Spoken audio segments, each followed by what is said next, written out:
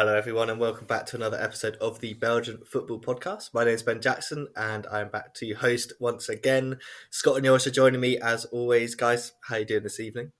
Hi everyone, hope you're all well. Well, if it isn't holiday season, I've already started drinking my festive stash of Belgian beers, and I'm in the middle of reading about Bella Gutman at the moment. I'm not. But I will be going to Belgium soon, so maybe I will have some beers later on as well, but not yet. Yeah, have to dig some out. For now, it's still a slightly busy period at work right before Christmas. I think many people can relate to that, but yes. And also, it seems to calm down slowly now, so that's good. Yeah, hopefully for all you listeners, it is starting to slow down a little bit. For those of you that do get the time off, not everyone does, but hopefully we can add some relaxation to your week as we talk through all the action from the Belgian Pro League. Kicked off on Friday evening, Westerlo, they beat Eupen 2-0. Leuven lost at home on Saturday 2-1 to Club Brugge. Molenbeek got an important win. They beat St. Truiden 3-0 at home. The Walloon derby was the Snore derby, 0-0 between Standard Liège and Charleroi. Club Brugge got a 2-0 win over Ghent on Sunday lunchtime. Union kept up their winning ways with a 1-0 win over Mechelen. Antwerp drew 1-1 with Anderlecht, and Genk heaped some more misery on Kortrijk with a 4-0 win to round out the weekend. Let's start in Westerlo. Westerlo against Eupen. Rick de Mil in charge of Westerlo, of course, up against Florian Kerveld's Eupen side. And to be honest, Westerlo were well worthy of the win in this one, in my opinion. They ended the game with 20 shots, 2.56 XG as well on top of that. But it took them a while to actually take the lead. Not until the second half did Nicholas Madsen give them a 1-0 lead, and that was courtesy of a nice little deflection, which kind of looped the ball over poor Gabriel Slanina into the back of the net. Eupen then conceded a penalty just a couple of minutes later. Madsen stepped up again to make it 2-0 to Westerlo. And that is how this one finished. You could see, guys, couldn't you? Rick de Mil looked pretty happy with that first result. He knew how important those 3 points were. It moves Westerlo right up to the top of that bottom four, which is quite nice for them. Whereas for Eupen, they kind of it was a good opportunity for them to try and get out of there, but they just looked really, really kind of lacking any sort of attacking threat up front for pretty much all of the game, in my opinion. They had some nice play getting into kind of attacking areas, but the moment they got in and around the box, they just kind of looked a little bit clueless. Looked like they're crying out for some sort of striking option to come in January, but whether they're going to be active or not, we just don't know.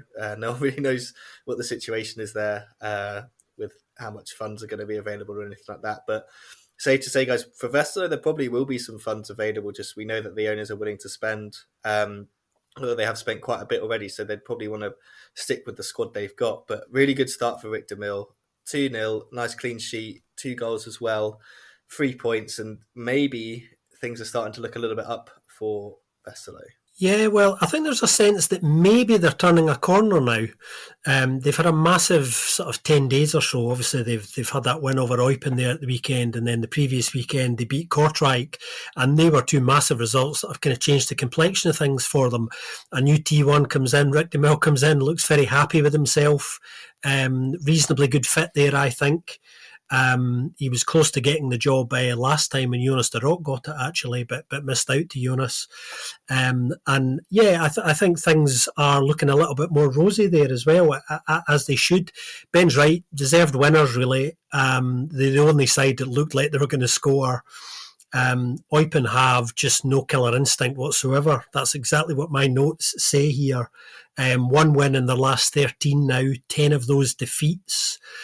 Only scored nine goals over those 13 games, averaging barely a goal a game at the moment, conceding over 2 goals on average, 3 shots on target on average a game this season. The stats are quite grim. And I think the issue with them is they have to find a way of breaking this cycle of going off a cliff and of doing just enough to stay in the top division. I think that's the issue there, because, you know, they have this it's like Groundhog Day with them a little bit. They have a little period, usually at the start of a season, where they start reasonably brightly, rack up some points, and then it all goes south very, very dramatically. And at the moment, they're looking like, they're just trying to hold on by their fingernails, unfortunately. And they just have to find a way of breaking that, I think. And it's a difficult one for Florian Kohfeldt. I mean, he was talking just last week about the injured players. I don't think the injuries coming back would make a massive difference to their form, to be honest. Obviously, looking at who's out just now, Teddy Allo, Boris Lambert, Milos Pantovic, nobody there really is going to make a massive difference to their form at the moment. And it's looking kind of grimmer for them. And there are three sides down there just now that I think are in big trouble. Kortrijk, obviously, the obvious one, but then there's Eupen and Leuven at the moment, who are both heading in absolutely the wrong direction. Well, for a team that was not likely to score, they had almost double the amount of shots on target as Westerlo, and Westerlo had a penalty as well. So that's and the goal they scored was also, well, I'm not sure how it's counted, but it was a bit, the other goal, I mean, of course, the first goal, it was a bit of a lucky one. So it's all the details are also not really going their way. So the important details here, of course. So I'm not sure if it's still details, but yeah. But of course, Westerlo has a man in form who is scoring in Madsen. 6 goals in 7 for him now. Of course, like I mentioned already, a bit fortuitously in this game as well. But yeah, and also, well, a slightly worrying sign, or maybe a good sign, I don't know. It was a clean sheet for Westerlo again, but they only got 3 clean sheets so far this season. Against Eupen, against Leuven, and against Kortrijk. Yes, the other teams that Scott just mentioned. So it seems like they have just about enough against those teams, which could be enough. Should be enough to stay up, and maybe, but to really aim higher. Of course, in this game they could not change that since they had one of those opponents, but they will also have to get some clean sheets against other sides as well. Of course.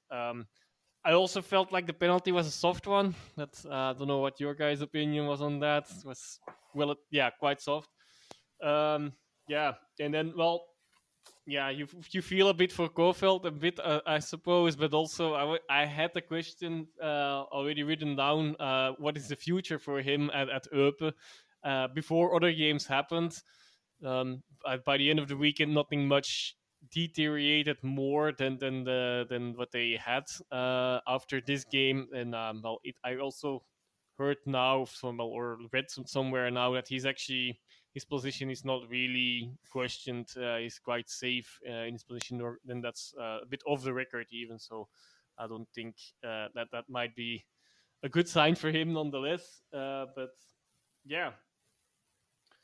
Also, for Eupen, for a side that is struggling so much, I went a bit in a weird direction from the statistics this time, but the worst disciplinary records and cards in the league are now for Leuven, Kortrijk, and Westerlo, while Eupen is only 13th in that classification, which might signify that maybe they are not fighting enough in a way. Although, of course, in this game they got a penalty against them, of course, and they made quite a few fouls. They just didn't really get the cards. I don't know the foul statistics either, but I was looking at the cards.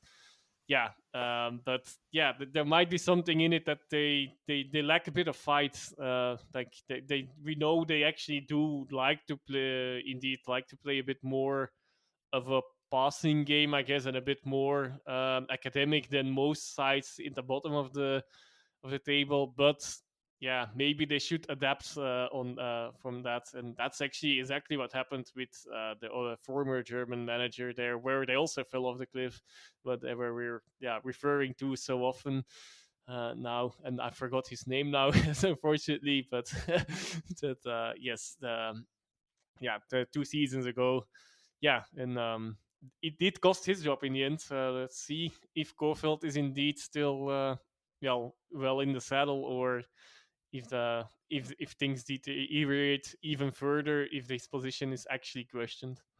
Yeah, just two quick points on Eupen. Kramer was the guy you were looking for, I think, Joris, the guy with the funky curly hair. think he's in the third tier of Germany at the moment, if I remember rightly. Exactly, that was him. Yeah, he again, good start and then fell off a cliff. I think, yeah, two things. One, like while I was watching them, I was just thinking back to kind of when we started this podcast, when they had, I believe it was Benat San Jose as the head coach, the Spaniard, and they just played some really fun football. They had some really fun, interesting players like Agbadou, a couple of other guys. It was just a great fun team to watch, and I always looked forward to watching Eupen because I just knew you were going to be entertained. And it's just watching them on the Friday night, I was like, this is just not entertaining whatsoever. And I just feel for those fans that travel because, yeah, as people know, geographically they're quite far over, so they do have to kind of travel around a bit to watch the games, and it just really was poor. And I think with Kofeld, I'm kind of not surprised that his job isn't under threat because I always felt that the signing of Kofeld, like he like in terms of his profile, like yes, he struggled post kind of Werder Bremen and the back end of Werder Bremen, he did struggle a bit, but his profile is a lot higher than Eupen, in my opinion, in terms of like where you'd kind of position him. So I feel like the idea was that he'd come in and be able to get so much more out of this squad than anyone possibly could, and it would just kind of paper over all the cracks of recruitment and stuff. And like he would be kind of like what we saw with Blessing and Oostende, where it's just kind of like he becomes the key man, and it doesn't really matter because he's so good as a coach that he can kind of mitigate all these other things. And it's just like no one can seem to mitigate these problems when he's got absolutely nothing on the bench to change the game. I mean, you look at the substitutions he made. Reagan Charles Cook, who in my opinion has probably been one of their best players in terms of attacking output. Like he's got 3 goals and I think he's got a couple of assists, but he always seems to come off the bench and have an impact. Yolom Dom, decent player. Like technically he's quite good, but he's not really giving you any end product. He's not really giving you anything that the other midfielders aren't going to give you.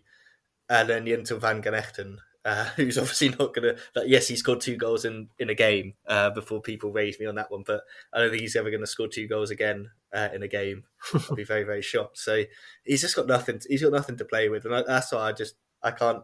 Sacking him just wouldn't make a difference. I just think it's a pointless sacking if they did that. But I could see them doing it because it's just classic them. Yeah, it's what sides do, don't they? It's that when they have no other option, it's the only switch they've got to flick. It's interesting. I noticed that this week there was a fan gathering for Eupen fans that Kofeld and some of the players attended, with some of the leaders upstairs at the club, and he was emphasising the positive quite a lot this week, which is understandable. He was saying that he's not getting as much out of the players as he thought he would, but there's reasons for that. The injuries are one of the reasons that he gave. But he said something quite interesting. I thought he was talking about how he sees them fighting for a playoff 2 spot rather than fighting against relegation, and that's what I suppose the players want to hear. But you're looking at it at the moment and you're going, that's not really the reality of this. And the gap between where they are at the moment and that foothold, and where they would maybe like to be somewhere in the playoff 2 mix is just too big at the moment, I think. It's exactly 1 point, though. Literally difference. Yeah, I think the issue, guys, I know what you mean. I think the issue I feel with them, guys, is I have no confidence that they're going to go on a run of maybe winning 2 or 3 games. That's the problem. There's a slightly more high likelihood that one of the other sides around them might do that, like Westerlo, obviously. Yeah, and you're talking about that kind of like that point differential, Joris. It's kind of funny because I just feel like Charleroi have been sat there for so long and they've had weeks to build up a massive lead over these teams. They've just not done it. We'll speak about them in a bit, but talking about kind of like bringing a new manager in, like the new manager bounce that maybe Eupen are looking for. One side that looked for that is Leuven. Scott, I won't steal your stat that you shared because I know you'll probably do it in your roundup, but Oscar Garcia's men hosted Cercle Bruges to kick off Saturday afternoon, and they got off to a great start. National Nsingi passed it into Torsteinsson for him to open the scoring within 2 minutes. And yeah, again, you watch Leuven and you just think, oh, if they lose Torsteinsson in January, they could be in real trouble because he just is the key kind of player for them in terms of making things out of nothing and scoring and assisting and just trying stuff. So he gives them the lead after 2 minutes. And yeah, Cercle then do kind of come back into the game a lot more, start to get back on the ball. Not kind of their ideal game in the sense that they had over 50% possession, which is not very Cercle Bruges at all. But they just couldn't find any way back into the game until the second half. They get a set piece in around about the 58th minute. Ball comes in, Darlin heads it, flicks it. Utkus kind of chests it, does very well not to handball it. It falls to Thibaut Sommers. He kind of just scuffs it in. On initial viewing, you're kind of saying Leeson should do better. But when I watched it again, like Schlavers, he's on the post. And he just like runs and he just comes and stands like right in front of him, just enough to kind of put him off. And it's just he's just kind of there, just annoyingly in the way. And it's kind of like if people that play five-a-side football in goal, that centre back that just stands on the edge of the box in front of you the whole flipping time. You can't actually see anything that's going on, and they just don't move and they just put you off. So I think he was just frustrated that he probably could have done better by his own standards, but I feel like it's not as bad as it looked. But then they just shoot themselves in the foot. Do Leuven, Jordan Don with a handball, let deep into added time. He's like, I don't know what I was doing. I don't think half the crowd knew what he was doing. Kevin Denke steps up. He makes no mistake to make it 2-1 to Cercle Bruges. They escape Leuven with all 3 points. Leuven, on the other hand, they're now second bottom. And to be fair, yeah, the gap is definitely growing. They are now 5 points adrift of safety. It's just not looking good for Leuven at all at the moment. Yeah, me and you were talking a little bit earlier on today, weren't we, Ben, about Leuven's form? And I happened to mention to you that since Mark Bryce was removed in October, their form's actually got worse. I mean, it wasn't great before, but things haven't gone well since Oscar Garcia kind of came in. Some of the body language has improved, and maybe people feel a little bit better about themselves. But yeah, he's 4 defeats in his first 5 games. He's still looking for his first win in any sense of some momentum. And the longer this goes on, the longer, you kind of worry for them. But yeah, I looked at that today, the Mark Bryce stats, and they've definitely got worse since leaving, which begs the question, and it is too early to judge Oscar Garcia yet, obviously. He's only been in for kind of 5 games, although he was around for the 6th one, although not in the dugout, obviously.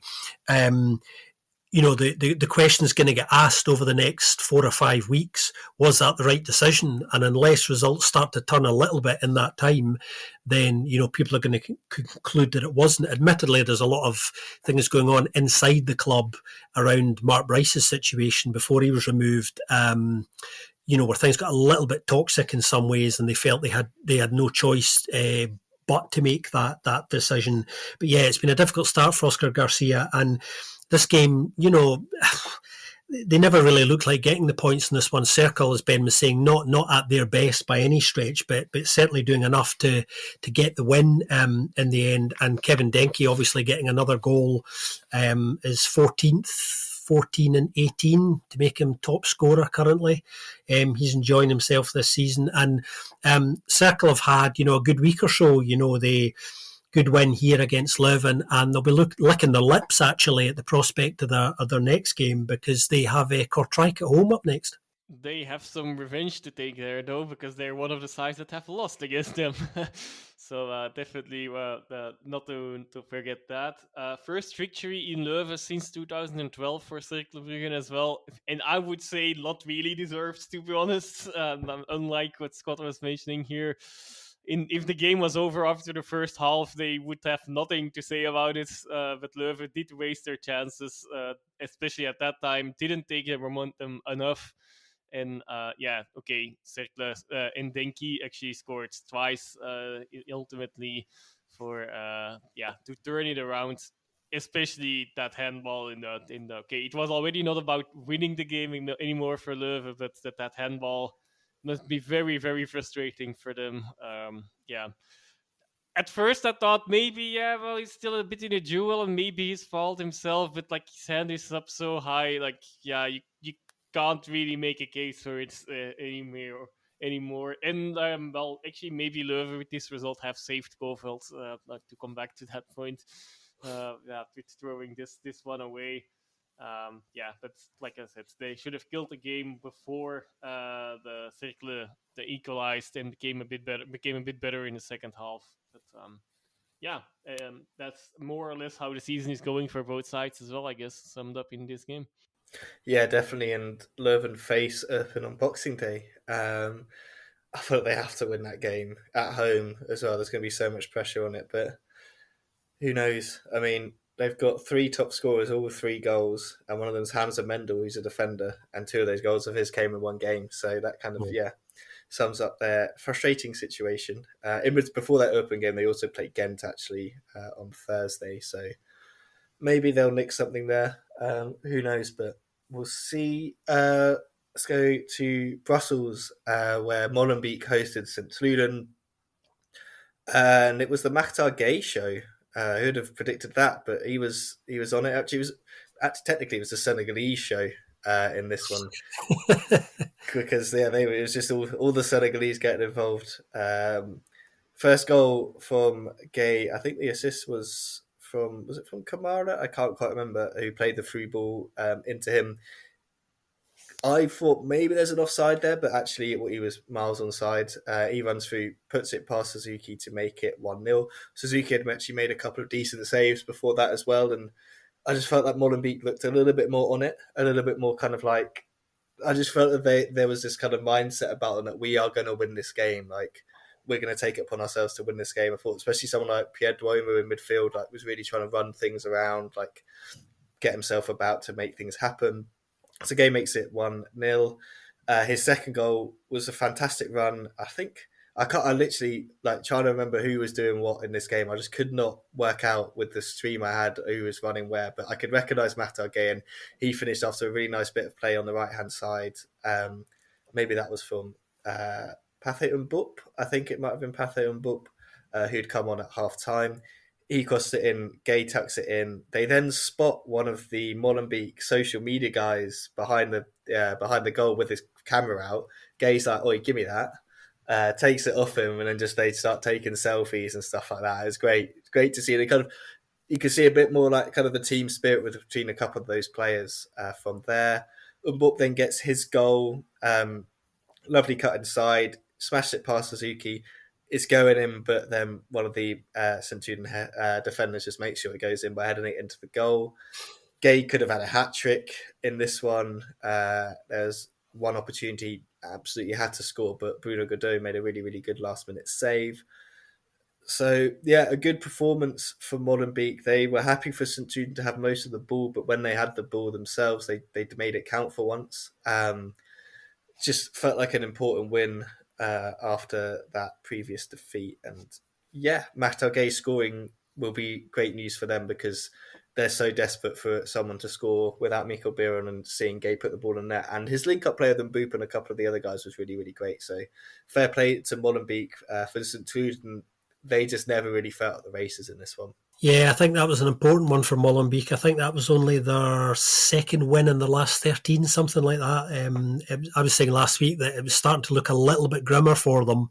They were on a kind of downward trajectory in terms of their form, but yeah, they deserved the win this weekend. And you mentioning it being the Makhtar Gay show, Ben, I'm so glad you mentioned the moment with the social media member of staff, taking that was a lovely moment. I really enjoyed that. It's nice when players do things like that. I think that St. Truiden really struggled to cope with Makhtar Gay. They didn't really have a solution for him this week. Couldn't deal with him physically, and as you were saying, he could have well had more than the 2 goals that he did get. St. Truiden on the whole were pretty poor, I felt, certainly poorer than they have been recently. We've been talking about them dropping points that they probably shouldn't have for 3 or 4 weeks now. These were points, they never looked like getting anything out of this one. Joselfo Barnes starting instead of Kaveh Zirhila Leslam, who obviously has a dislocated shoulder, which apparently is not as bad as we were led to believe. Torsten Fink, rolling the dice and using what little resources he has at his disposal up front to try and score some goals at the moment.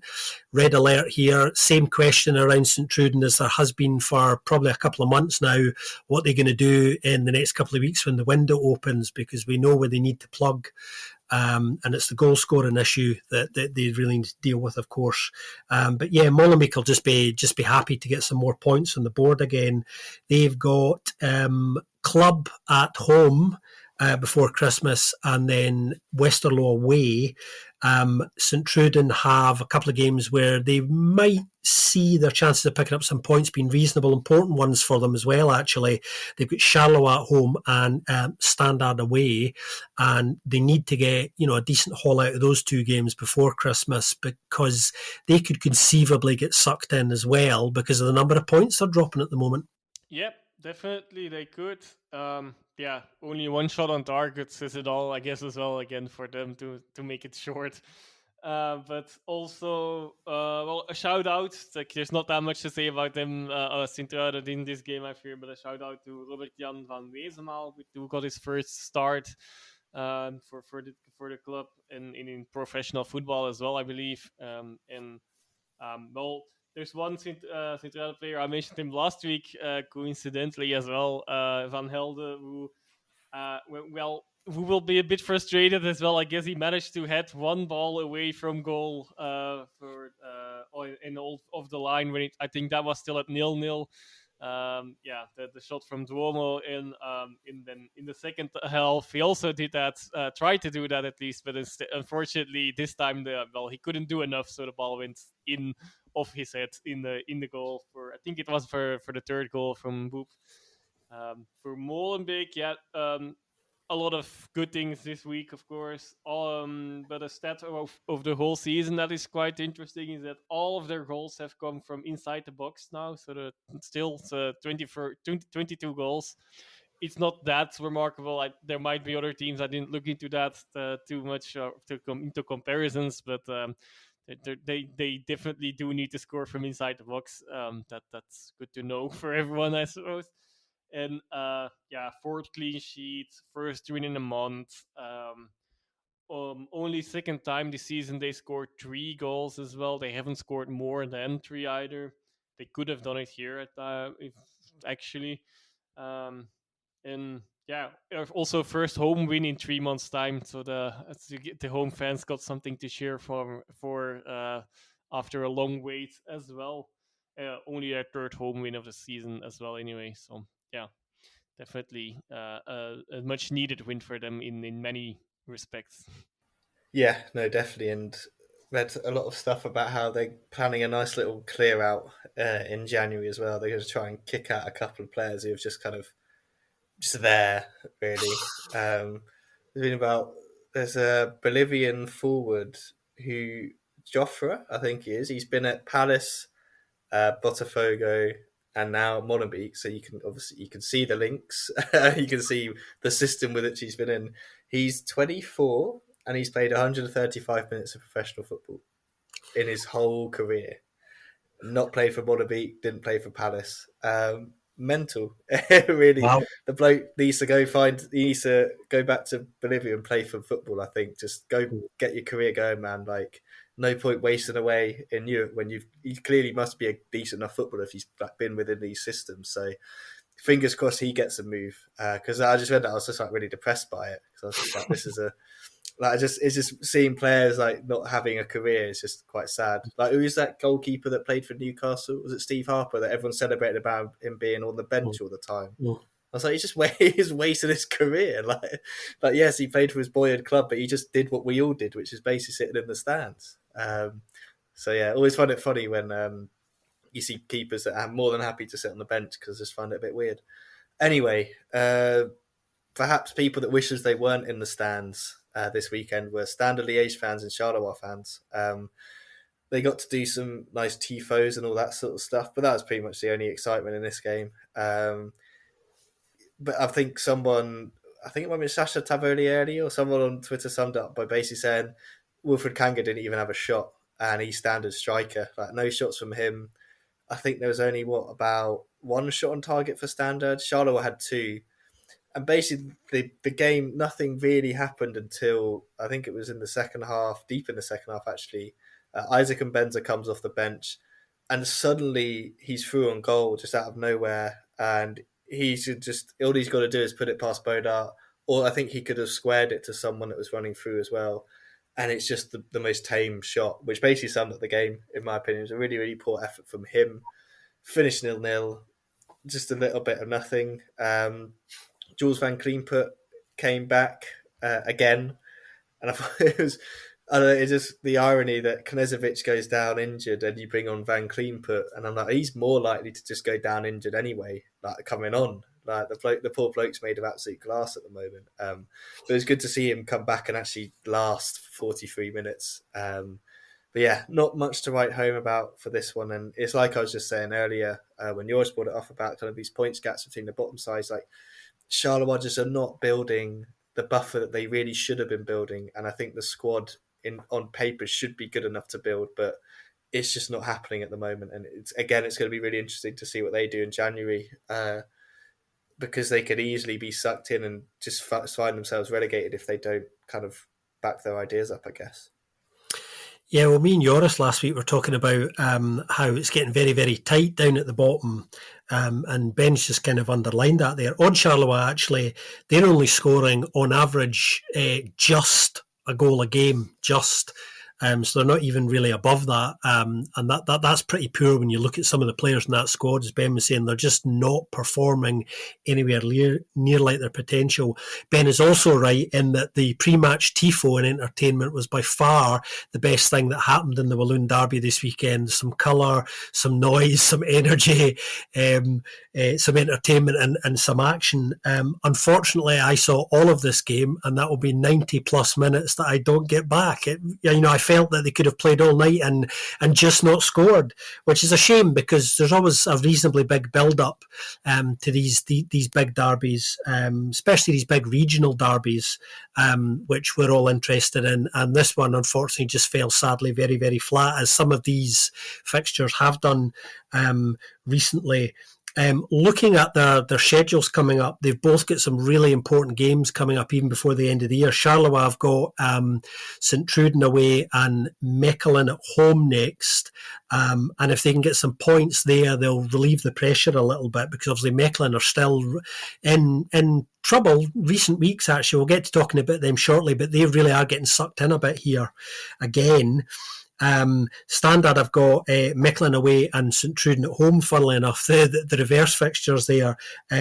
Both these sides need to get some points again here in these fixtures. If Standard could do well in those next two games, it would change the complexion of things for them, because they're only, by their own standards, managing to kind of keep their head above water a little bit as well. Both these sides are just really, really struggling to find the net. And have to try and find some kind of solution to that. Karl Ofkins this week was saying at press conferences that he expects them to be, as he put it, reasonably active in the January market. So that's a little hint that maybe Standard are going to try and bring in a little bit more than we thought they might, just to kind of beef things up a little. Yeah, because the stats got mentioned here, Charleroi scoring 1 goal a game, while Standard have the exact same amount of goals as well. So Yeah.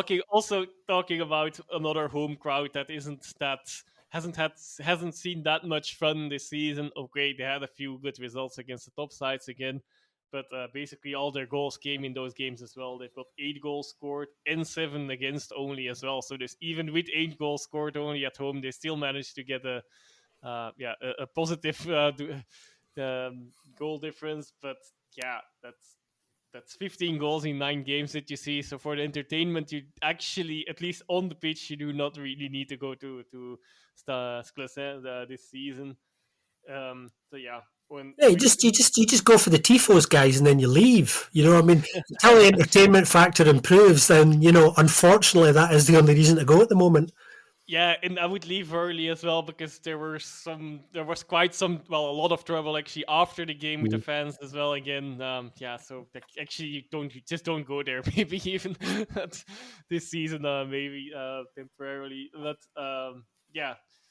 very, very tame Walloon Derby on the pitch, though, nonetheless. That's the supporters. Well, it's a sad thing that's of course also has happened, but that's the only thing that was not really tame about the game, I suppose. On Charleroi, still no away win. I think they must be one of the worst away sides.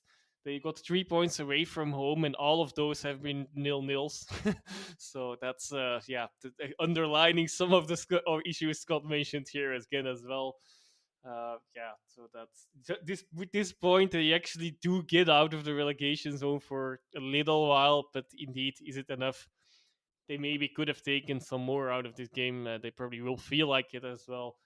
The only encouraging signs is in the something that Ben also touched on slightly, with some players coming back from injuries. Actually, in Van Kleemput, also in Cuba so Van Kleemput made his first minutes since March, and Cuba also made his first minutes of the season. I guess they can hope that these players, do get to their older, especially in Cuba. Then, since he's a bit more attacking. Can contribute a bit more in the and maybe could be considered as transfers, although that's always a bit of a lame saying, but in the sense of injured players coming back, I guess you actually can count it, instead of rather than like we managed to hold the squad together. There, it's a bit lame to consider someone not leaving as a transfer, but here, I guess they should hope for that, and well, obviously they will need to do some business, because indeed. These next two games might be really important. The things could look a lot brighter or a lot grimmer for either of those sides, actually, still. Yeah. And their opponents, especially, actually. Yeah, I think that's the thing, isn't it? It's such big games for both teams that they're playing, and it's just you just feel like if they could go on a run, they probably would be fine. Like they just need to go on like a little bit of a run, because they'd build probably such a big gap, but they've had so many chances to build this gap, and you see it in so many leagues around the world, not just in European football, where like a side's just kind of they're just safe, but because they're not building any momentum, suddenly a team from below will just go on a great run, like Vest, like you're saying, Scott Westerlo could do that, and suddenly you're in there, but you've had your chances to do your own run, and you've just missed it. You've missed your chance, and now you're really, really stuck in that kind of relegation scrap. And so that, from the outside looking, I just feel like that's what's going to happen. That could really happen to Charleroi or Mechelen. Like those are the kind of those two teams down there that you're looking at, thinking, yeah, you could easily get completely sucked in and taken over by, if two of the teams below you in that bottom four just go on a run. Let's turn our attention away from the bottom of the table for a little bit. Let's go to the Amvleidel for Club Brugge against Ghent. Both teams were in action in Europe during the week. Club Brugge beat Bode Glimt 3-1, securing top spot in the group, in the Conference League group. That means they don't have to play in the next round, which is a massive relief for them. More kind of time to focus on the domestic side of things. Ghent had the same opportunity. They could just need to draw or beat Maccabi Tel Aviv in order to win their group, but they didn't do that. They lost 3-1 in Serbia. Their reward for that is a tie against Maccabi Haifa in the Conference League. Leo Rafayov's side, as some may remember him. When you guys do your bit about the game, give me your kind of opinions on that. My opinion is they're going to mess it up. I just have absolutely no faith in Ghent in the kind of knockout stages of European football. Like last year, I thought they obviously did really, really well, and I felt they had their chances to beat West Ham, but I feel like this is going to be like when was it Pauk they lost to 2 years ago, where they were just by far the better team over two legs, but they just didn't get the job done. And my one fear is that this is going to happen against Haifa, because on paper they should beat Maccabi Haifa. Like they easily dealt with Maccabi Tel Aviv in the reverse fixture. They just completely messed it up during the week, and I don't know. You just feel like they've got that in them. But they went into the weekend's game against Club Brugge looking up and trying to hunt down those teams above them. Thought they should have had a penalty early on. They thought they should have had one when Van der Mechelen appeared to grab Hugo Kuipers. Very controversial, this one. Lots of people saying they believe it should have been a penalty. Some people saying it shouldn't have been. Some people pointing to a foul in the build-up from Tisu Dali on Nielsen. I haven't seen a full replay, so I don't really want to jump in on it and say this is what I think. But obviously, if there was a foul in the build-up, then it would have negated it, I presume. Anyway, I think Kuipers goes down a little bit softly, but we saw some soft penalties given, so you could see it being given. Club then get a penalty themselves. Again, there was controversy around this one. They thought that Rodriguez was offside, or Ghent thought that Rodriguez was offside. They just didn't draw the lines on the replays when they did it. But when I've now seen it with the lines, and it looks pretty much onside. It's tight, but he's onside. So they get a penalty eventually when Zinkernagel is fouled by, I believe it was Sven Coombs. Thiago Rodriguez steps up to make it 124th minute.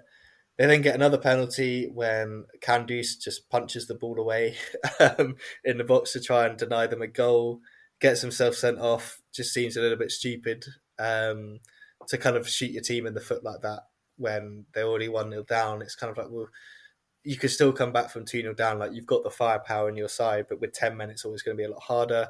Rodriguez makes absolutely no mistake with the second one to make it 2-0. And then we just had the post-match, which was one of my favourite, funniest things ever. I love it. Hein van Huyzenbroek just on his soapbox, just being like, yeah, well, we're in Bruges, aren't we?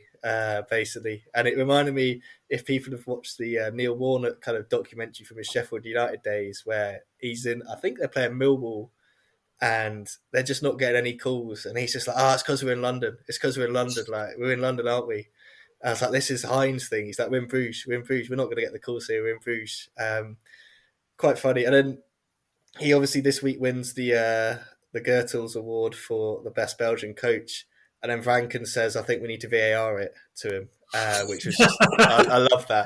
And he did laugh about it. But you can see they've got a great picture of him saying it, and Heinz's face is just an absolute picture. He's just cracking up. So yeah, good on Franken. I thought that was absolute quality timing and comedic timing from him. So yeah, it apparently controversial, but I feel like maybe the decisions were right. I don't know what you guys think, but from the kind of, I didn't watch the game, I've only seen the replays, and most of the decisions I feel like you can kind of see where they came from. But then a lot of people are saying, have Club been rewarded for their complaining from last week? Although Hein did also say, I'm not going to ask for the game to be replayed, which I thought was absolutely hilarious. It cracked me up. He was just fully on one. And sometimes there's nothing better for like entertainment value.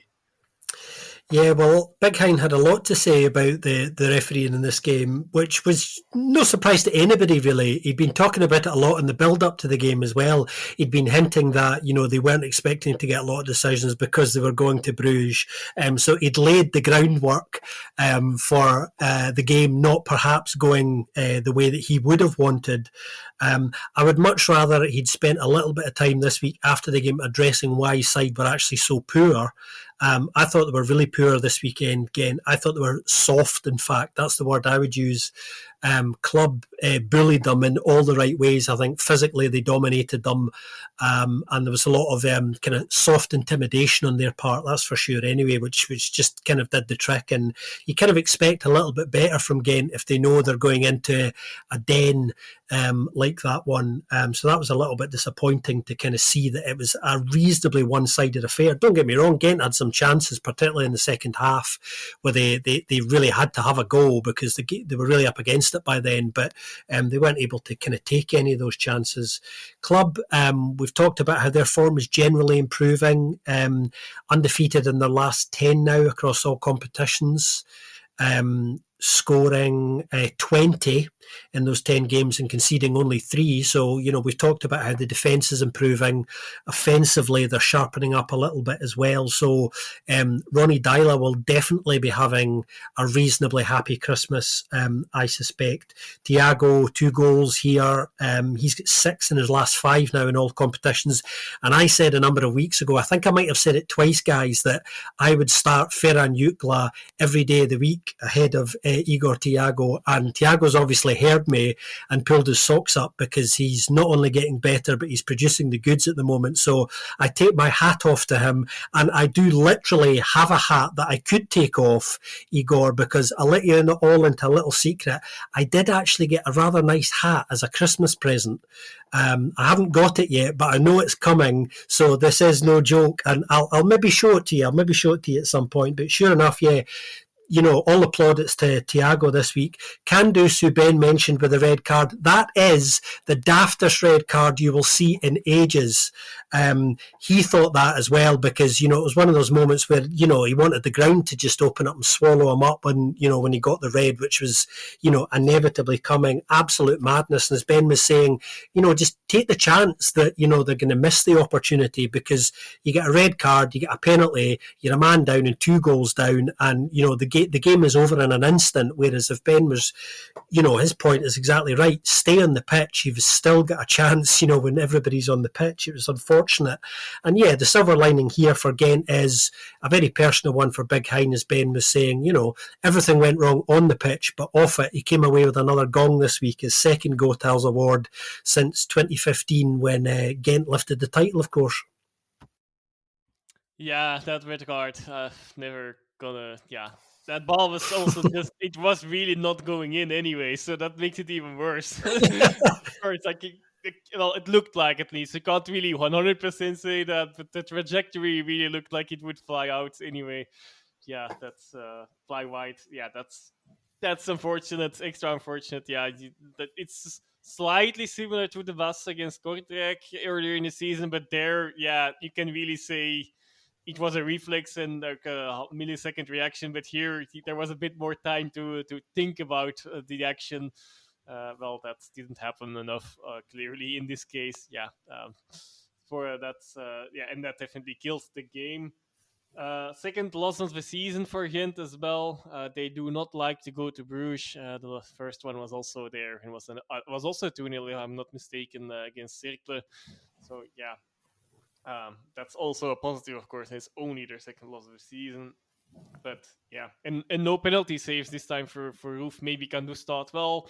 Yeah, he already got one penalty in. Let one in. He's never gonna let 2 in one game with his stats. But yeah, unfortunately, it didn't work out. And of course, they would still have been went down otherwise. Still, but yeah.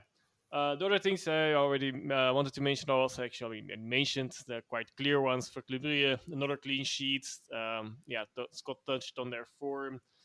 Thiago now got 7 goals in the league. I will still make the little nuance that so more than half of those have been penalties actually. So yeah, that's still for a striker from a stop side not necessarily a good sign, but he is definitely taking his chances lately, for sure. But I still remain a little bit more skeptical at the moment. But definitely,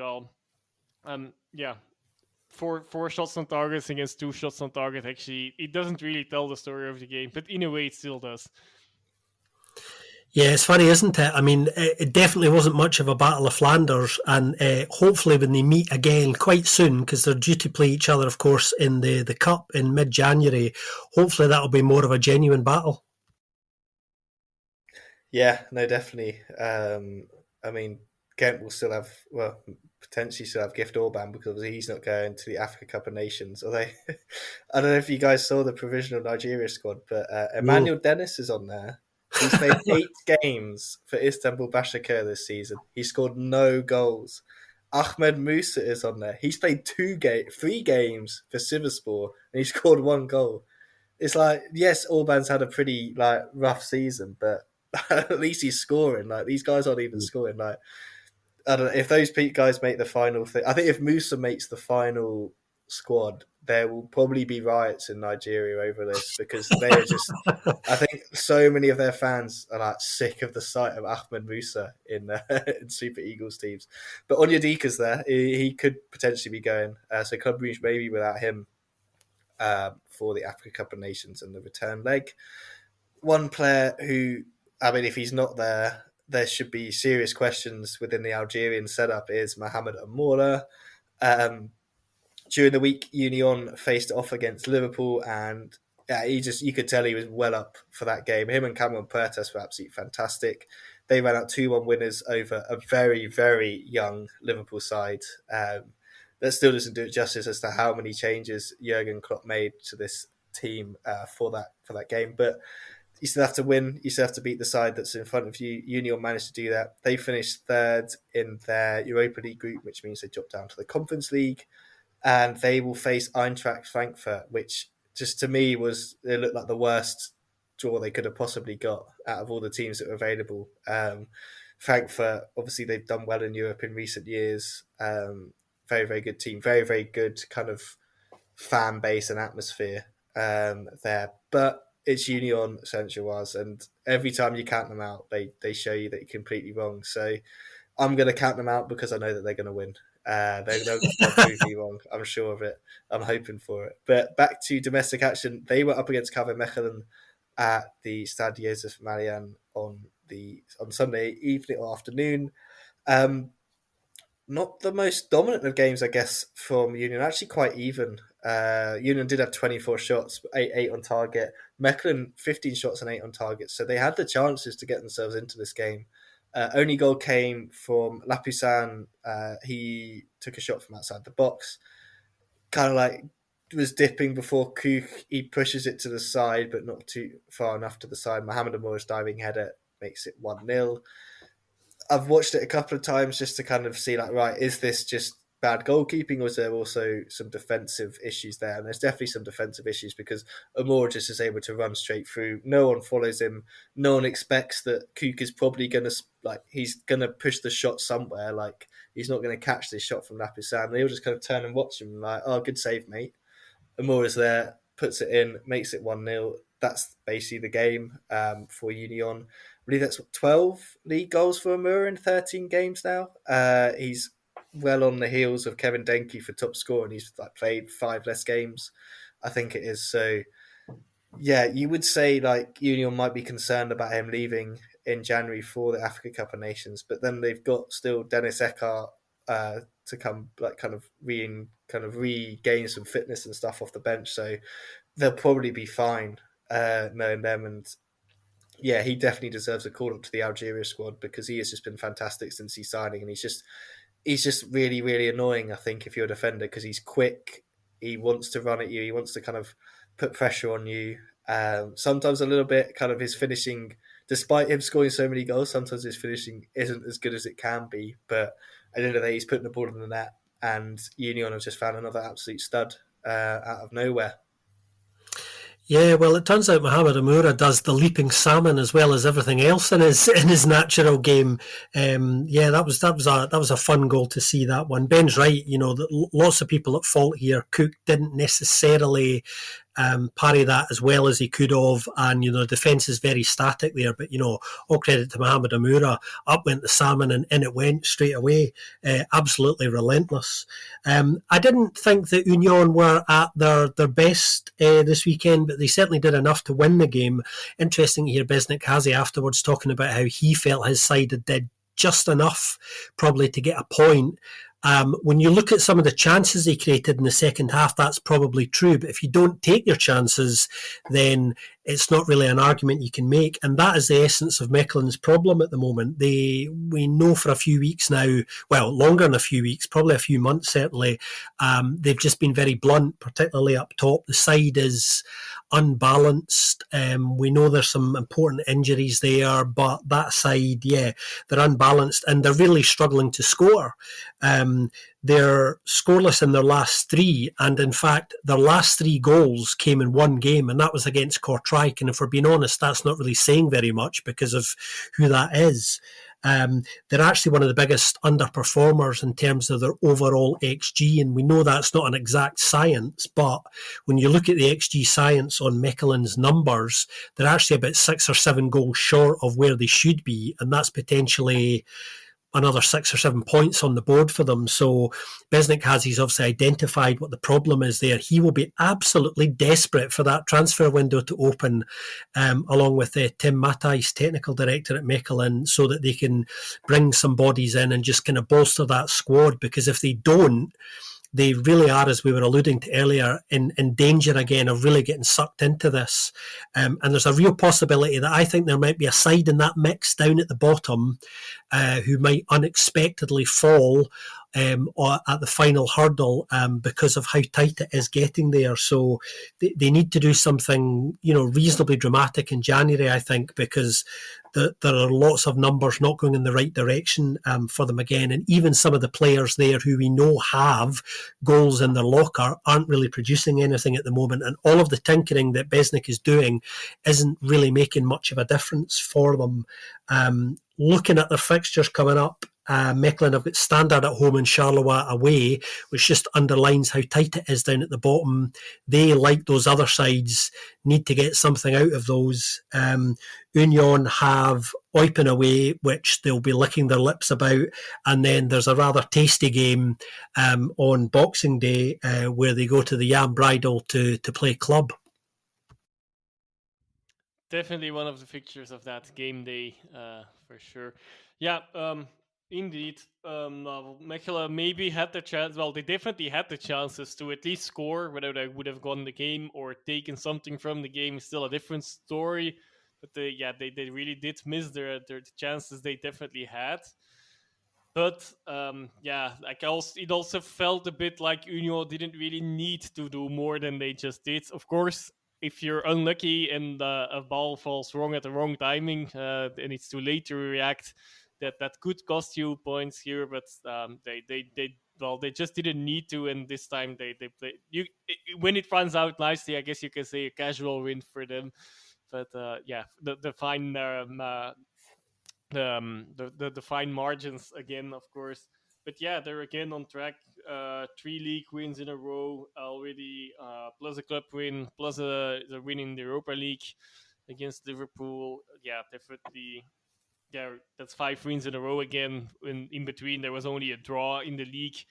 An unfortunate loss, of course, in Europe, which ultimately did cost them to go through it to the Europa League playoff round rather than the Champions the Conference League one. But nonetheless, and all that fixture against Frankfurt will be an interesting one. The last season they also played a lot of German teams. Like for them, it seems to be more like the German league instead of the Europa League or the Europa Conference League or anything.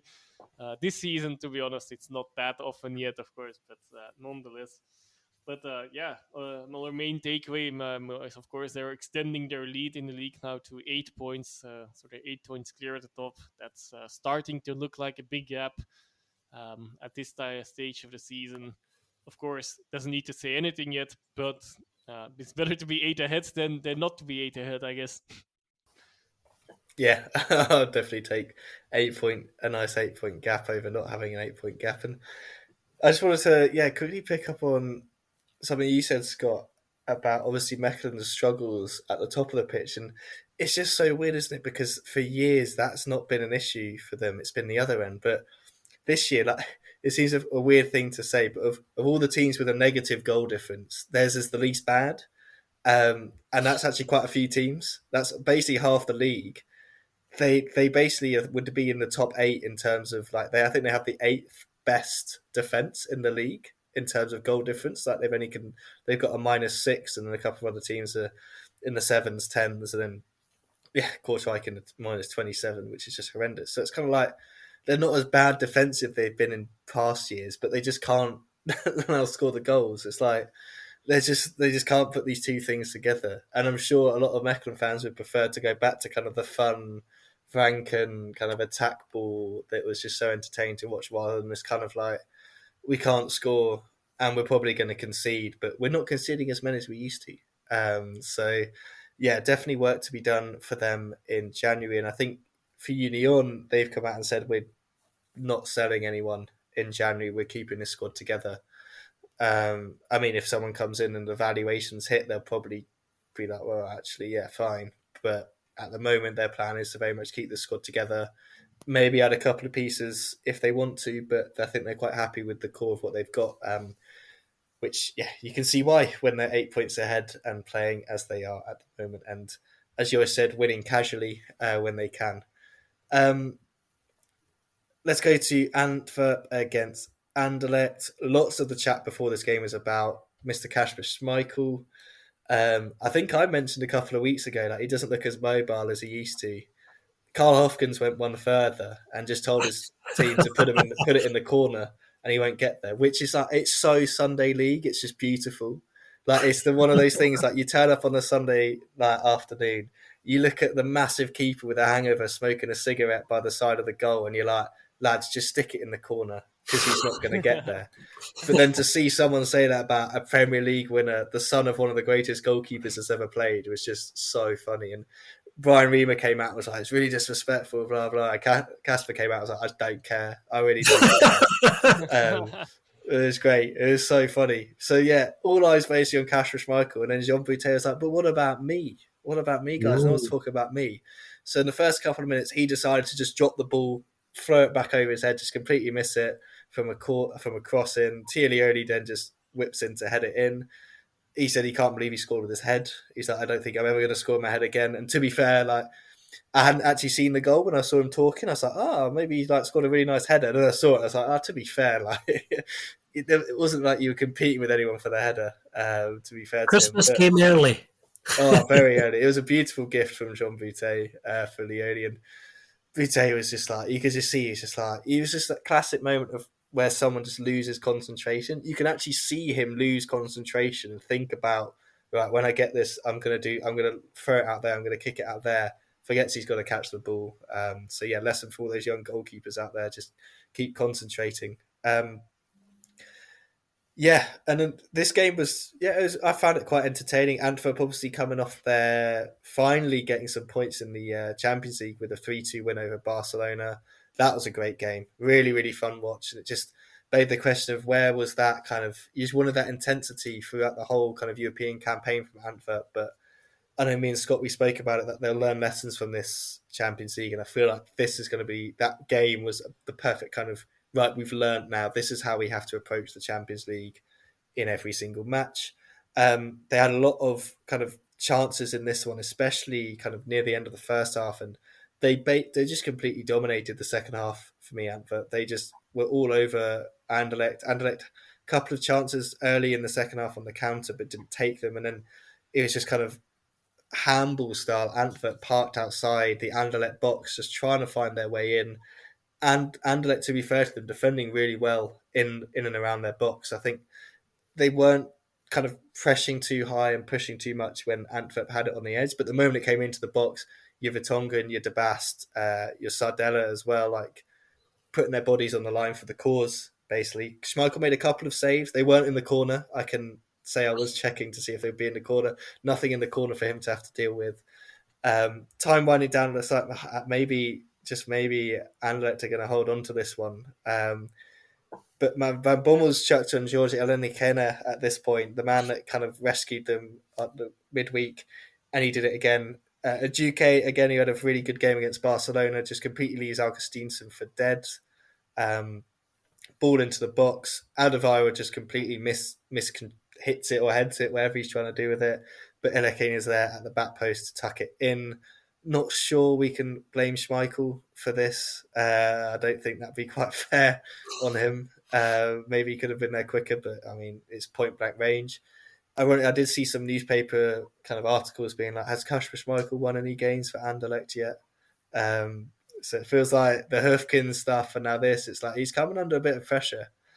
And it's just the goalkeeping situations there is really interesting and slightly weird, in my opinion, anyway, in terms of like what like the whole summer was a bit odd in terms of Schmeichel and Dupé. It seems a little bit weird, but at the end of the day, in my opinion, Antwerp does deserve a point, at least. I thought the second half they were fantastic, but then at the other end of things, like I've already said, Anderlecht's defending was good.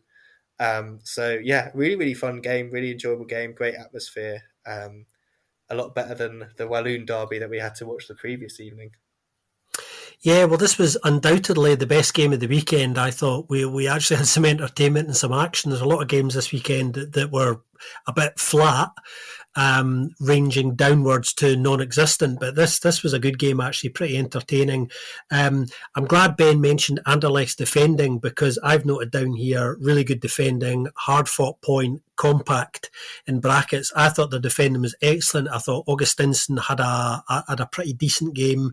And I think Anderlecht would have, probably feel a little bit disappointed not to have got the win, considering how late they conceded. But having said that, Antwerp deserved at least a point. They were pretty good. And I think, but for some wrong choices in their passing and decision-making at key moments, could quite conceivably have won this game. I think, when you look back at the chances they had and the pressure in the game. So from an Anderlecht perspective, I think it's a really hard-fought point. Anderlecht, interestingly, are, and again, I'll underline the XG argument about it not being an exact science. Their XG numbers are actually quite interesting, because although they're right on the coattails of Union at the moment, they're actually outperforming their XG by a fair bit at the moment, which is a little bit surprising. But they've got a good mix going on there at the moment. Really good game this. I was impressed by Chidera Ajuke again. We've talked about how good he's been recently, continuing to impress. I thought he had a really strong game. Antwerp fans in particular were expressing how disappointed they were not to get the win in the end. A lot of the mainstream media in Belgium were commenting on the fact that they felt that, Anderlecht played very well for the majority of the game. Perhaps they should have used the word defending well rather than sort of playing well. And that seemed to be kind of missing, because I think that was something that they weren't really given enough credit for this weekend. You've got to take advantage of those early Christmas gifts, which Teo Leone did. Nobody that small should really score a header. It's probably worth underlining that, which, is why it's come this week, just ahead of Christmas, isn't it? For once, I do agree with the media, though I did find Anderlecht playing really well. They should have killed the game in the first half again as well. It's like I felt a slight different. So I do feel like a draw is probably a fair result as well. But Buté making up for his mistake in that goal against in a 1-on-3-1 against with Dreyer that could have decided the game all early on. And of course, there was another shot on. That was less of a clear-cut chance, but still some woodwork saving Antwerp in the game. But yeah, I was actually really impressed by Anderlecht, at least in the first half specifically. And also doing that while playing with a lot of it's not a new thing, but like maybe it actually gets a little bit undersnowed by the results, but actually they actually doing it with quite a few youngsters in the squad now in the starting 11. This time also with Delaney, being out sick in the last seconds, and Riemer just went to put Struikens on his place a bit lower than he usually plays. They combined really well in the first half. Of course, Antwerp still also had their chances. So obviously, and by the end of the game, and it was more of Antwerp, but that also skews opinions a bit as well at the end. I think. The Buté does. I'm not gonna write him off for this one mistake, but he does in general seem a little bit less secure this season than he had been last season.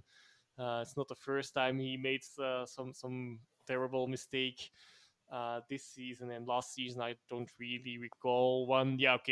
Probably some things that he could have done better, but not a real big mistake like this. But for Antwerp also, there's one player still outperforming Amoura at the moment, which is Ile Nikna. He's averaging 18 goals. Per 90 minutes so far, and that at 17 years old. And of course, also it's not about just scoring once in a very short sub. That already is. What is it now? Fourth or fifth league goal, I believe. Or anyway, I'm actually also not sure. Maybe this is even a grand total with also the cup games included, and also there he scored before already. So, anyway, he's getting there. He's really settling in the league actually quite fast. In the beginning of the season, it all looked still very raw. It still is raw, but he did definitely get on found his scoring boots. Yeah, he's quite exciting to watch, isn't he? I quite enjoy kind of watching him play. He's got the physical aspects that you need to play in the Belgian Pro League, I think, doesn't he? I know Scott, you always mention that it's such a physical league, and it just feels like he's like, yes, he's 17, but I don't know, if I looked like that at 17, I've been well happy. Like, I'd be terrified if he was like, you imagine going into the changing room, like PE changing rooms at 17 or 16 with him. You'd be like, oh, looks like a man. He's quite physical, but he's just he just I think he's just I like what I've seen from him, and I just feel like he's going to be a really really good player just based off of that. And then one more shout out to Ajuke, because I feel like I've got to keep doing it for this guy. He's just, I think in his last 3 games he's created the most chances in every single one. Maybe even his last 5. I think the Charleroi game, I think he did. Cercle Brugge he definitely did. Barcelona he definitely did. And then this game he created 5. So he's by far and away creating the most chances for Antwerp. It's just these aren't translating into assists for him yet, which is a real shame. But hopefully they will eventually. Maybe just needs to pass it like in the kind of once he's come off the bench, and he'll kind of get some improved kind of assist numbers. But yeah, he's been really really fun to watch, and seems like they're kind of like last year when they like Stengs. It was kind of this time of year they kind of moved him into central midfield, and it seemed to click and it seemed to work. And it feels like Ajuka's come in. He's kind of the Stengs loney, but it's working for him on the wing, which is where they really needed someone to be effective within the system that they play. So yeah, hopefully he can keep it up. And he, as far as I remember, is not on the provisional 40 list for Nigeria, so he will still be there in January for Antwerp. Let's go to the final game, which was Genk against Kortrijk. Another player who could potentially be off in January is Joseph Pencil. He got things started with this one, but we've got to talk about the pass that kind of set up this first goal, which deserved to be the actual assist for the goal. It's so frustrating it wasn't. But Al Khanous just outside of his foot through like the defence towards Joris saw I'll say he lays it off to Paintsel. I think it's just a bad touch that eventually finds Paintsel.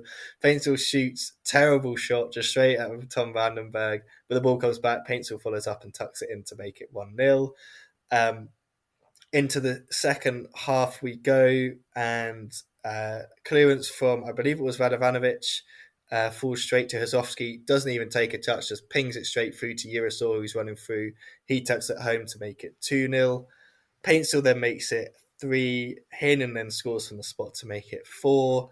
It finishes 4-0. We might have to put an explicit warning on this episode, because in an interview after the game, Radovanovic said, "We're fucking shit." He was like, "I don't know what's going on, but we're just shit." I just thought it was hilarious. Didn't mince his words. Yeah, so a great win for Genk, who I think are also looking for a potential replacement for Artiega in January.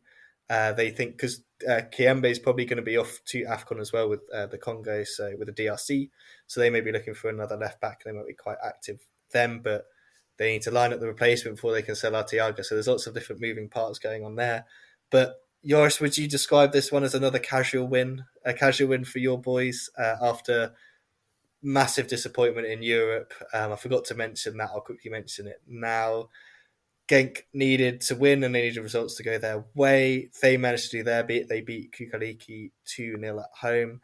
However, Fiorentina were unable to beat Ferencváros in Hungary, which means Genk crash out despite losing just one group game in the competition. But it was the draws at the end of the day that have absolutely killed them in that competition. But maybe they can now focus more on the domestic side of things. But anyway, I'll hand over to you, Joris, to talk about kind of the fallout from that and what looked like from, I only watched the first 60 minutes because I turned it off after the 4th goal, a casual win for Genk.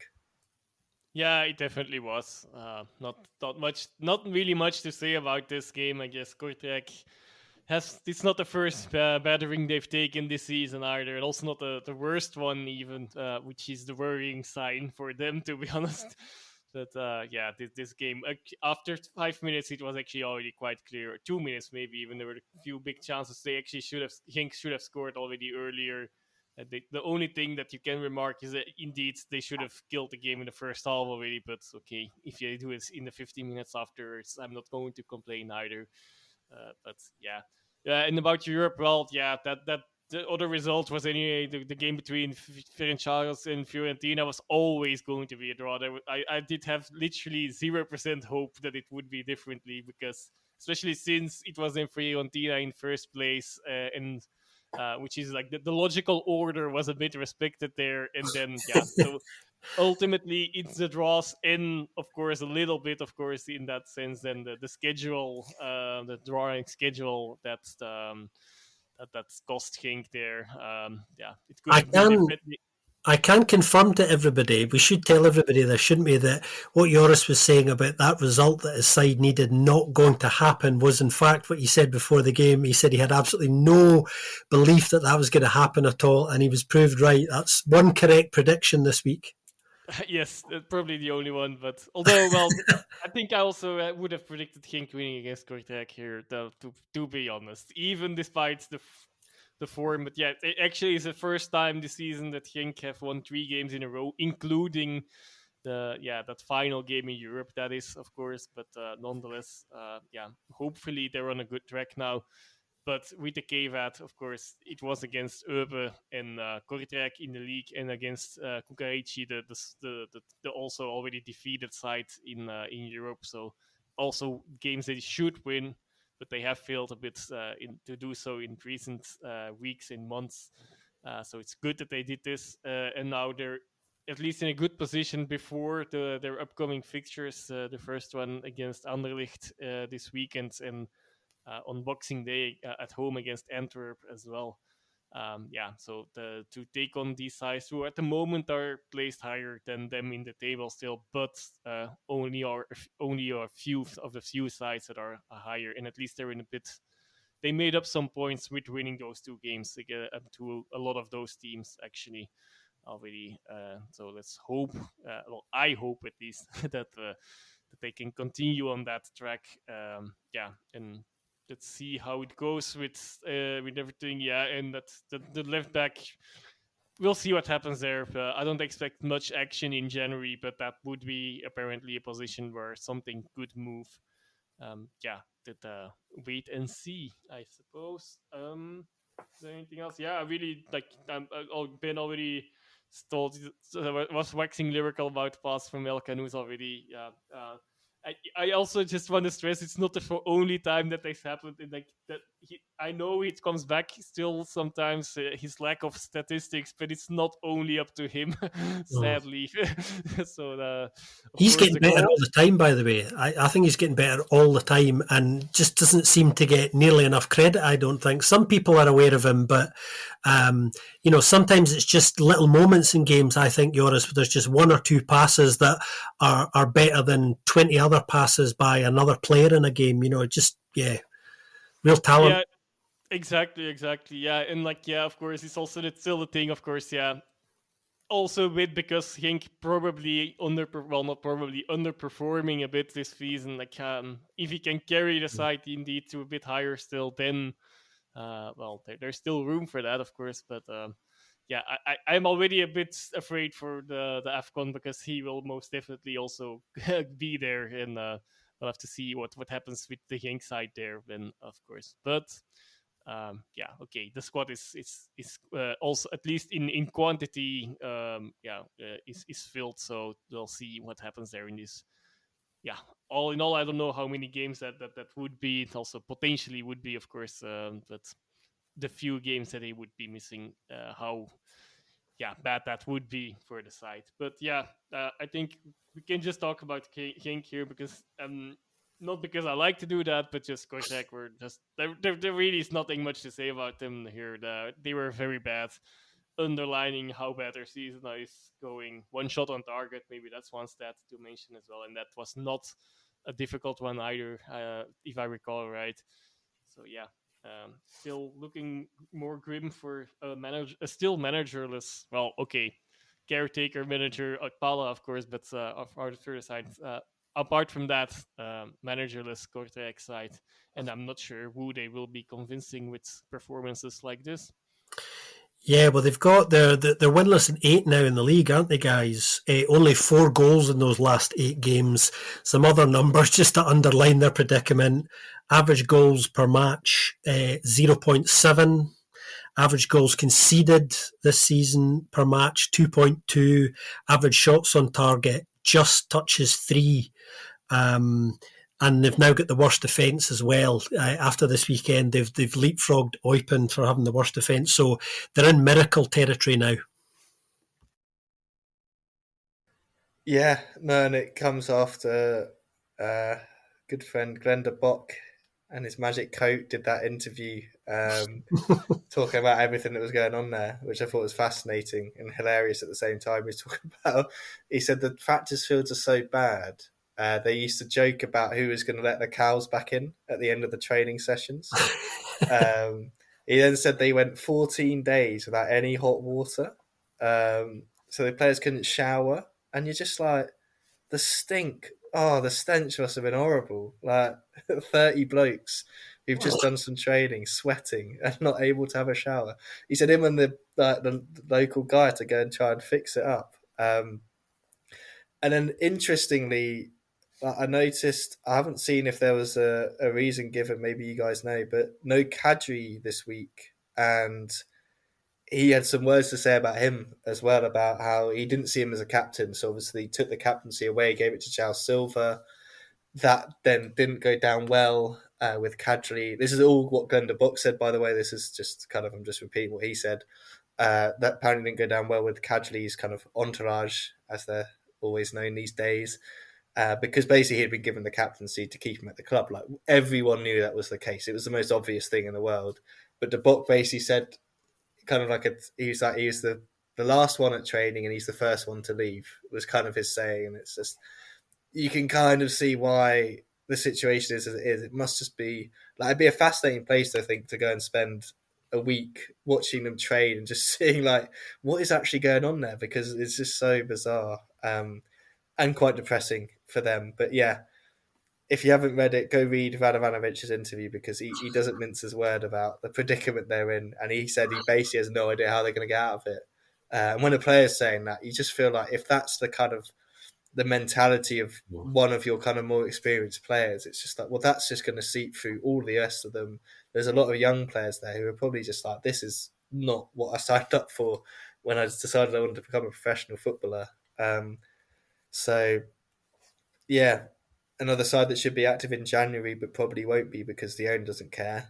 He just wants to sell it, but he's losing value every single week. He's only kind of got himself to blame, in my humble opinion. So, yeah, we'll see what happens in Kortrijk. Before we go to the Challenger Pro League, let's go to a listener question.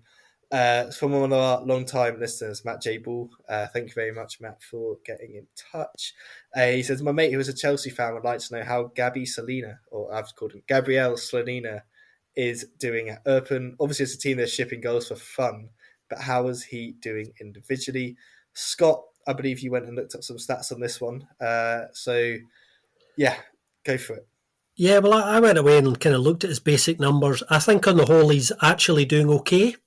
You can't read really anything into the fact that he's playing with what up until this weekend was the worst defence, now just the second worst defence. The main thing for obviously the loan was for him to play regularly, and he's doing that, and he's going to be kept plenty busy in that side, that's for sure. He's going to be facing a lot of shots, probably a higher than average number of penalties over the course of the season as well, and getting plenty of shot stopping practice because of the side that he's playing in. His save percentage over the season is round about the 67% mark, so for a side who are in real trouble and struggling at the back, that's not too bad. The one element of his game that I think is pretty strong and has always been is his distribution. His ball distribution and his accuracy is actually very good, so he's good with his feet. So he's definitely been an addition to this side, I think. The loan is unlikely to go beyond this season, I don't think. I think they will want him to go somewhere else, perhaps, when the loan expires. But from the point of view of Eupen and their recruitment, it's been a decent acquisition, and he's working hard to reduce the deficit as much as possible. Yep, I agree. He's actually not the worst goalkeeper in the league. I think he's actually doing a good job.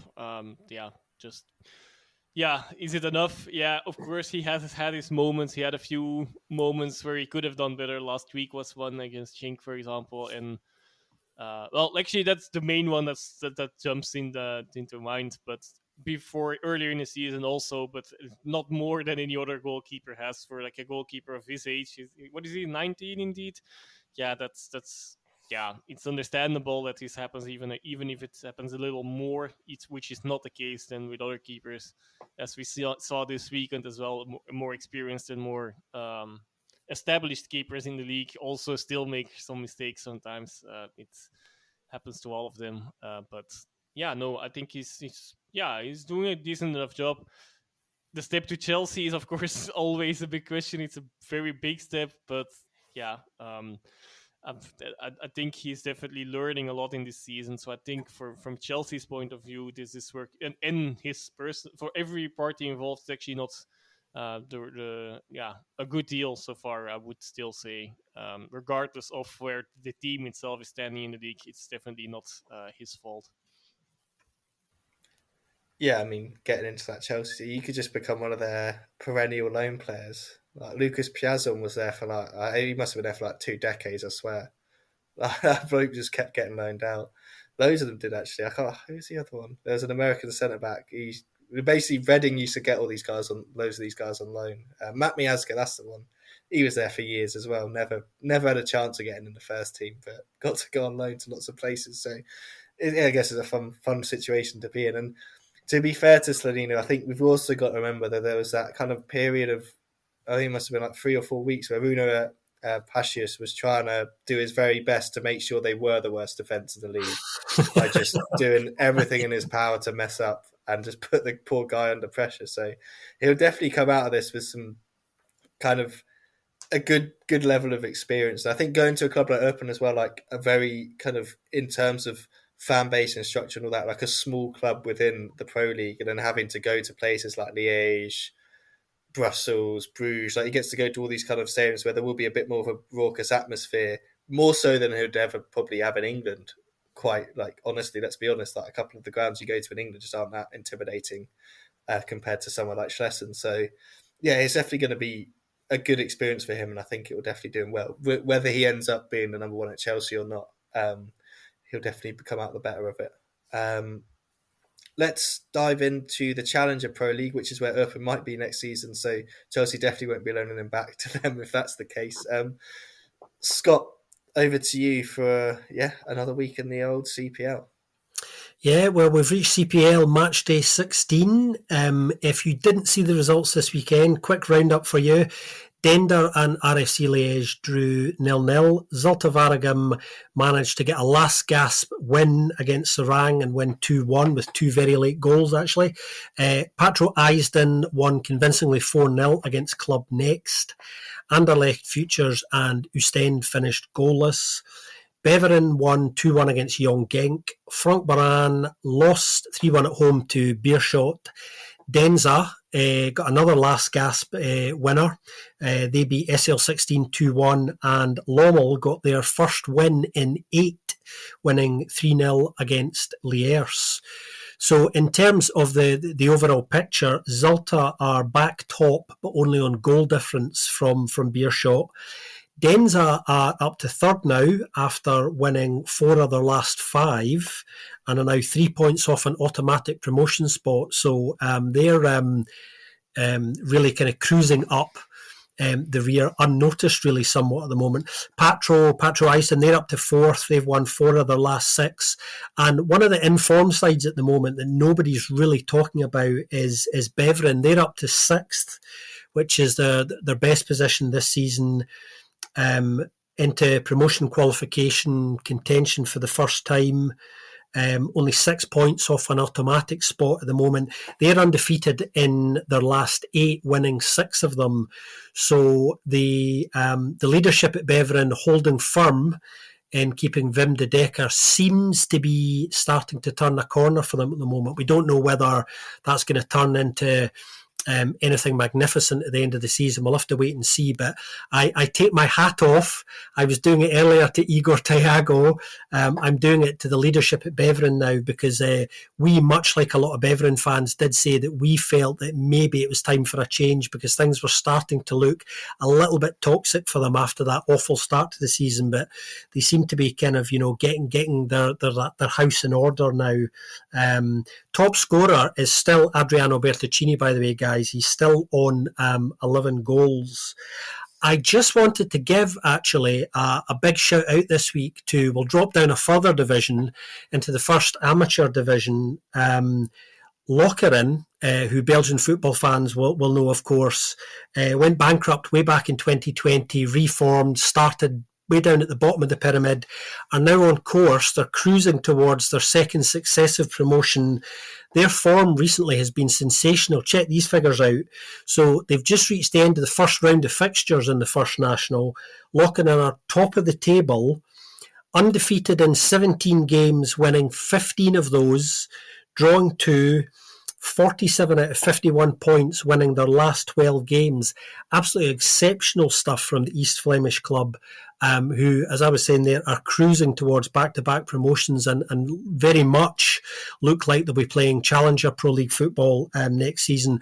Lokeren are a club who, little bit of history here, folks, they've done some stuff, of course. They were Pro League runners-up in 1981. They reached the quarterfinals of the UEFA Cup that season as well, and they've also won the Belgian Cup twice in 2012 and 2014. So they're no strangers to those who know the Belgian football scene. But yeah, absolutely exceptional run of form they're on at the moment, and just wanted to give a big shout out to them, because they're not getting any credit for that, unfortunately, because of the division they play in.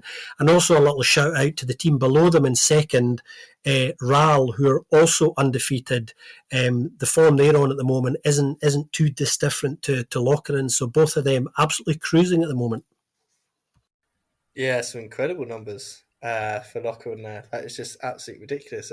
Quickly jump back to the Challenger, then pick up on Lokeren as well, because I've got a bit I want to say about them. But just kind of some stuff that read around, kind of coming out from there. Obviously, everyone knows about Oostende, probably about how they were in financial issues. They are now taking Bologna to court over a transfer that happened in 2021. The Arta transfer. They're saying there's been some unpaid dues there.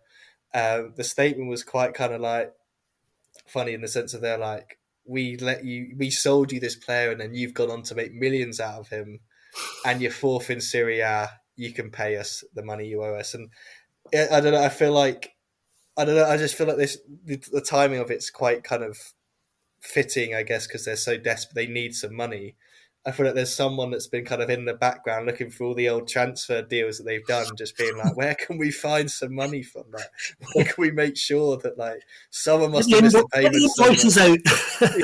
Yeah, they didn't. It'd be like, it turned out to be like 50 quid or something.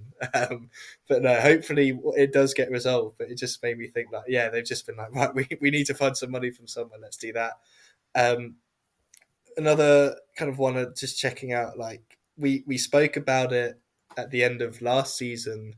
Solang very much in trouble of that back-to-back relegation, and it's just not surprising at all, like, given the situation we saw them in last year. And it just shows that, like, you can easily, like, even, like, you can go down to Challenger and you can completely plummet still. Very much like you kind of get in other European leagues, where if you don't consolidate and invest in kind of the future and stuff, that is what can happen, and that is definitely what's happening there. And yes, last bit on Lokeren, bit of a shameless plug, I guess, for me, but while writing my book on the Africa Cup of Nations, there was a player that played a lot for Lokeren who became an absolute hero for the Ivory Coast, Boubacar Barry, or Copper Barry, as he was also known. Played a bit for Beveren, but he played, well over 200 games for Lokeren, was involved in those cup wins, you said, Scott, as well. he was the man that scored the winning penalty for the golden generation, as they were called, of the Ivory Coast when they won in 2015. Didn't play a game that tournament until the final, basically. Gabu, the number one, have been fantastic all tournament. He gets injured before the final. Boubacar Barry comes in, wins another trophy. Just a legend. Absolutely love him. And yeah, he was very much involved at Lockwood. I don't know if he's gone back. I believe he has gone back there before to do some coaching and stuff, but I'm not sure if he's there now. But I know he was he's more than like happy to get involved there. I know he's got a lot of love for the club. So yeah, nice to see them coming back in.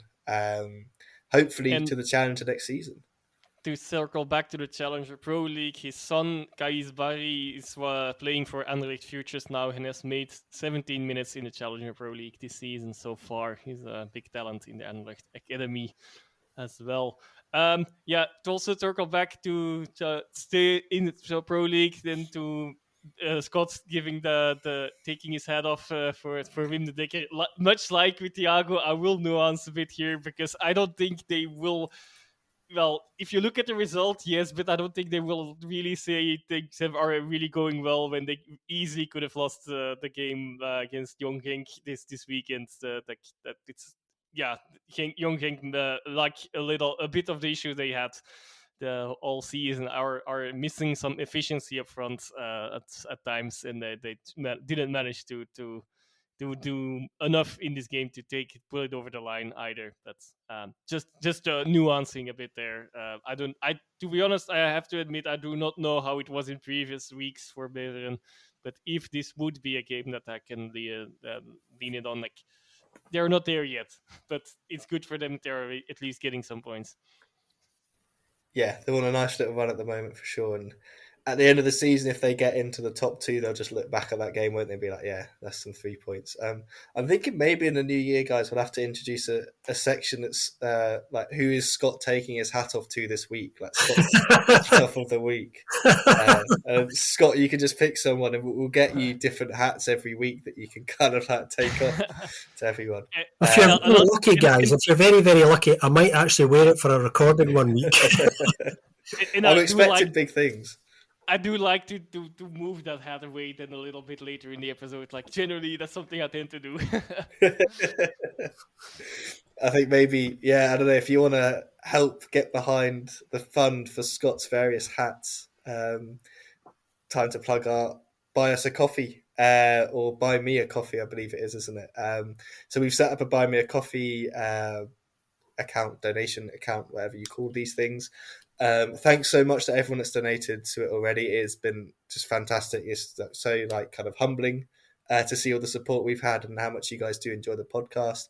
As we said on previous episodes, if you've missed it before, this is completely going towards paying for the platform that we use to record our episodes. We're not taking any of it back ourselves. It's very much to help kind of the production of the podcast and stuff like that, and just to hopefully produce more content that you guys want and that you guys enjoy. There will be a link in the episode description below, or you can also go onto our social media, onto our X or Twitter, whatever you call it now, account, and you'll find a link to it there. Please do consider it if you've been a long time listener. It really does kind of help us, pay for this stuff, because unfortunately it's not cheap, and we've done our fair share of free trials of different platforms, and we quite like this one, and we don't really want to have to get used to a new one. Especially for Joris doing all the editing and stuff, it's nice if he's got just one platform that he can just download everything for. It makes it a lot easier.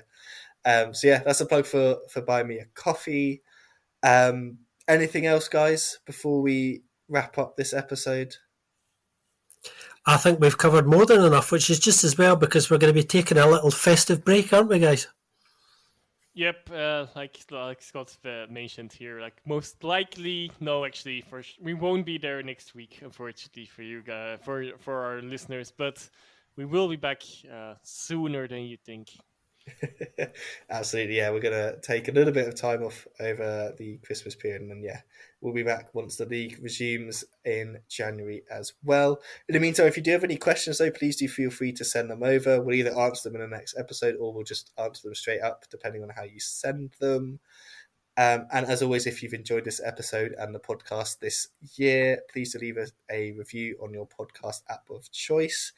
And this is the final episode of 2023. Thank you so much for being with us for another year. If you have been, if you just discovered us this year, welcome aboard. It's great to have you. Hopefully you're enjoying us taking you through the crazy world that is Belgian football. There's plenty more to come in 2024.